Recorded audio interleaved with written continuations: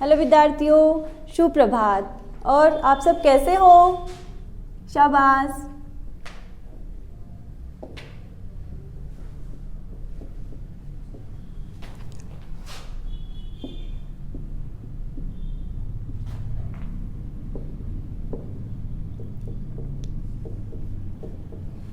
अच्छा, मुझे आप बताइए कि राष्ट्रीय पर्व के बारे में आप कुछ जानते हो?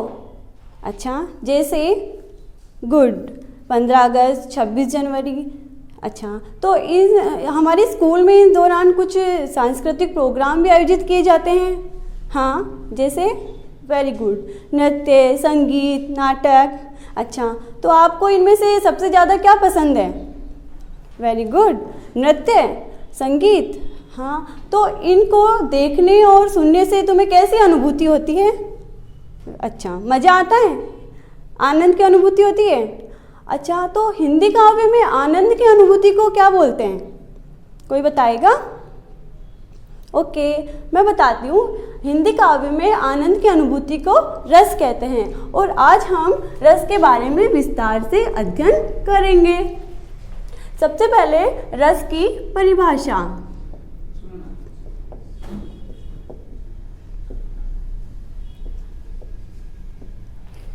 हिंदी काव्य में जिस भी काव्य को हम सुनते हैं, पढ़ते हैं या फिर देखते हैं, उनसे हमें जैसी भी अनुभूति होती है या आनंद की अनुभूति होती है, उसे हम रस कहते हैं।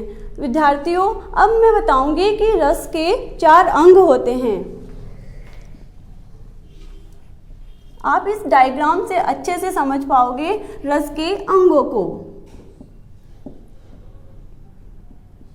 पहला होता है स्थायी भाव। रस का दूसरा अंग होता है विभाव। तीसरा अंग होता है अनुभाव और चौथा अंग होता है संचारी भाव। अब आप रस के अंगों के बारे में अच्छे से जान गए होंगे। रस के अंग 4 होते हैं, जो कि पहला स्थायी भाव, विभाव, अनुभाव और संचारी भाव होता है। तो हम विद्यार्थियों आज इनके बारे में विस्तार से अध्ययन करेंगे। सबसे पहला रस का अंग है स्थायी भाव।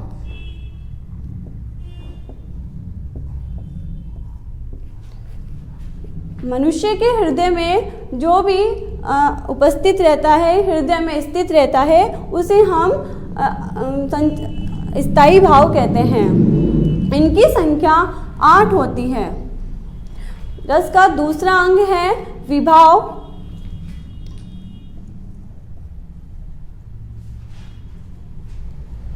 मनुष्य के हृदय में जो भी कारण उत्पन्न होते हैं, उन कारण को हम विभाव कहते हैं। विभाव की संख्या 2 होती है।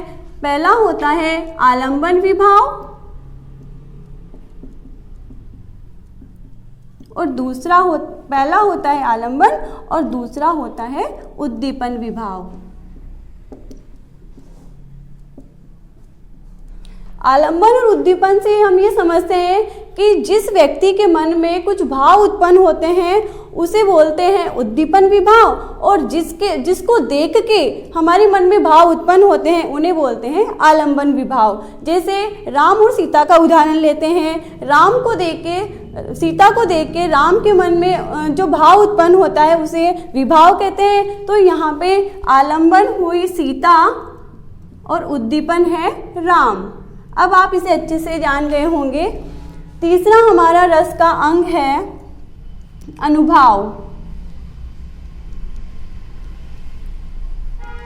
हमारे मन में जो भी भाव उत्पन्न हुए हैं, उन्हें हम किस प्रकार से अभिव्यक्त करेंगे? हमारी मानसिक क्रियाओं से, शारीरिक क्रियाओं से, उसे ही हम अनुभाव कहते हैं। जैसे राम को देखकर सीता के मन में जो भाव उत्पन्न हुआ है, तो वो हंसेगी, इस तरीके से कुछ ऐसे व्यवहार करेगी, तो जो भी उसके मन में उत्पन्न भाव होगा, उसे वे व्यक्त करेगी, उसे ही अनुभाव कहते हैं। और रस का चौथा प्रकार है संचारी भाव।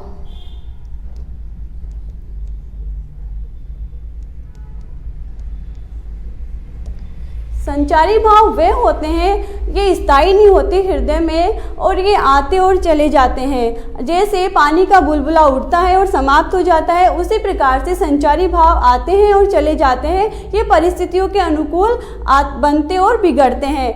हिंदी में इनकी संख्या 33 होती है। अब सब विद्यार्थियों को ज्ञात हो गया होगा कि रस के अंग 4 होते हैं, स्थायी भाव, विभाव, अनुभाव और संचारी भाव। और अब हम इसके प्रकार के बारे में जानेंगे। रस के 10 प्रकार होते हैं, उनके बारे में भी आज हम विस्तार से अध्ययन करेंगे।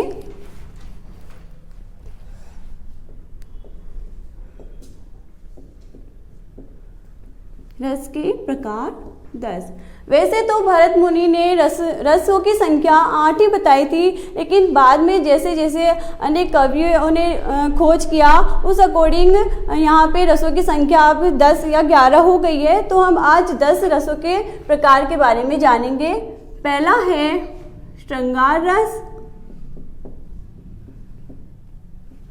जिसका स्थायी भाव रति होता है। दूसरा है वीर रस, जिसका स्थायी भाव उत्साह होता है। तीसरा है रौद्र रस, इसका स्थायी भाव क्रोध होता है। चौथा है करुण रस, जिसका स्थायी भाव शोक होता है। पांचवा है अद्भुत रस,